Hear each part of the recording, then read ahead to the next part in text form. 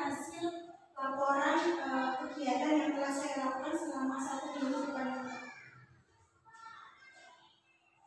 Saya mengambil judul peningkatan budaya cinta lingkungan hidup melalui pembelajaran berdiferensiasi di SD Negeri Semut. Latar belakang masalah yang saya angkat di sini adalah yang pertama, peningkatan populasi dunia berpotensi mengakibatkan penurunan kualitas lingkungan. Kemudian yang kedua, berbagai aktivitas manusia tampak belum bisa meninggalkan plastik sebagai pembungkus berbagai barang kebutuhan sehari-hari. Yang ketiga, SD Negeri Semut memiliki murid sebanyak 197 orang, sehingga jumlah sampah plastik di SD Negeri Semut bila diakumulasikan dalam sebulan itu mencapai 10.244 sampah plastik. Inilah yang melatar belakangi saya untuk mengambil judul singkat tersebut. Adapun maksud dan tujuan yang ingin saya capai, maksudnya adalah peningkatan budaya cinta lingkungan hidup melalui pembelajaran berdiferensiasi di SD Negeri Semut ini dilakukan supaya sebagai upaya untuk penanaman gaya hidup yang mengarahkan untuk mengurangi sampah plastik pada lingkungan warga SD Negeri Semut. Tujuannya yang pertama, melalui pembelajaran diferensiasi tadi, mengetahui gaya belajar murid, kemudian sebagai upaya implementasi kurikulum merdeka.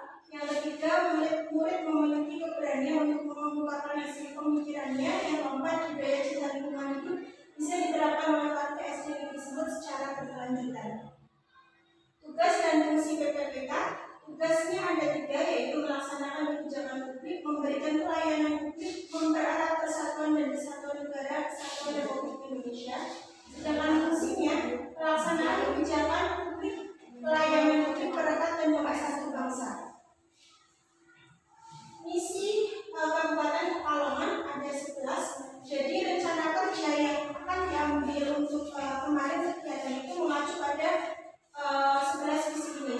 Pada rencana kerja saya mengambil 2 misi, yaitu ya misi keempat dan misi kelima yang berkaitan dengan pelayanan kesehatan, dan yang kelima berkaitan dengan pendidikan. Ini rencana kerja saya. Identifikasi isunya, kurangnya daya ingat memori murid kelas 4 SDN Semut dalam menyimpan informasi baru yang dipelajari. Kemudian yang kedua, kurangnya kesadaran warga SD Negeri Semut dalam penggunaan plastik sekali pakai. Isu yang saya angkat dari isu tadi, kurangnya kesadaran warga SD Negeri Semut dalam penggunaan plastik sekali pakai. Kemudian gagasan yang diangkat, judul yang saya ambil di sini adalah peningkatan budaya cinta lingkungan hidup melalui pembelajaran berdiferensiasi di SD Negeri Semut. Rencana kerjanya ada 3. Yang pertama, mengidentifikasi gaya belajar murid kelas 4 melalui kuesioner FARK. Ini saya ambil dari buku Yuduyu, jadi sudah berdasarkan penelitian. Kemudian outputnya adalah murid bisa mengetahui gaya belajarnya masing-masing.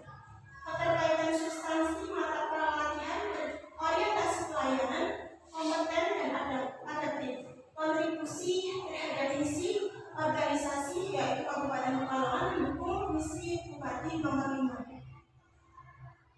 Yang kedua, mengajar kepada murid kelas 4 SD Negeri Semut tentang bahaya sampah plastik bagi kehidupan manusia. Murid kelas 4 mengetahui bahaya sampah plastik di SD Negeri Semut. Kompetensinya kompeten, kolaboratif dan adaptif. Ini untuk mendukung misi yang kelima. Yang ketiga, memfasilitasi murid kelas 4 melakukan kampanye stok sampah plastik di lingkungan SD Negeri Semut. Outputnya, murid kelas 4 nanti mengajak kelas 2, 3, dan 6, 5 dan 6 untuk mengurangi produksi sampah plastik di lingkungan SD Negeri Semut. Kompetensinya kompeten, kolaboratif, adaptif, mendukung misi Bupati yang nomor 4. Kemudian mengidentifikasi gaya belajar murid kelas 4 melalui kuesioner PARK. Mulai dari murid mengisi kuesioner, kemudian guru mengecek hasilnya, lalu analisis data dan menginformasikan strategi belajar yang sesuai.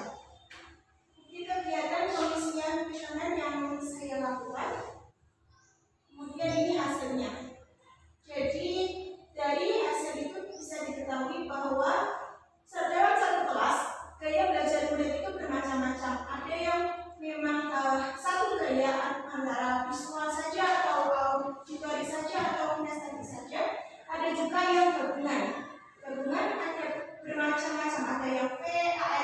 yang V dan K saja. Ini hasil presentasinya. Kemudian ini yang kedua, bicara kerja yang kedua, guru menunjukkan video pembelajaran tentang bahaya sampah plastik, lalu mengarahkan murid memikirkan solusi yang bisa dilakukan. Kemudian murid bersepakat untuk membawa peralatan makan plastik yang bisa dipakai berulang-ulang untuk mengurangi penggunaan kemasan plastik di SDGs. Guru menunjukkan video bahaya sampah plastik, lalu menugaskan murid untuk memahami materi dan mempresentasikan ke murid kelas 2, 3, 5, dan 6. Ini hanya perwakilan murid saja. Bukti kegiatan pembelajarannya, kemudian ini memfasilitasi murid kelas 4 untuk melakukan kampanye stop sampah plastik. Ini kegiatan yang ketiga, pemilihan murid. Kemudian pemilihan murid tadi ada 2 anak, yaitu Dea dan Hafiz. Setelah pemilihan mereka menjadi duta sampah plastik dengan melakukan kampanye ke kelas 2, 3, 5, dan 6. Lalu evaluasi hasil, kemudian dilanjutkan kampanye di kelas 2. Jadi kelas 2 itu yang paling terakhir. Di kegiatannya, kemudian perilaku murid setelah kampanye bisa dilihat murid sudah sehari setelah kampanye, murid kelas 3, 4, 5, dan 6 sudah mulai menggunakan peralatan itu. Ini videonya.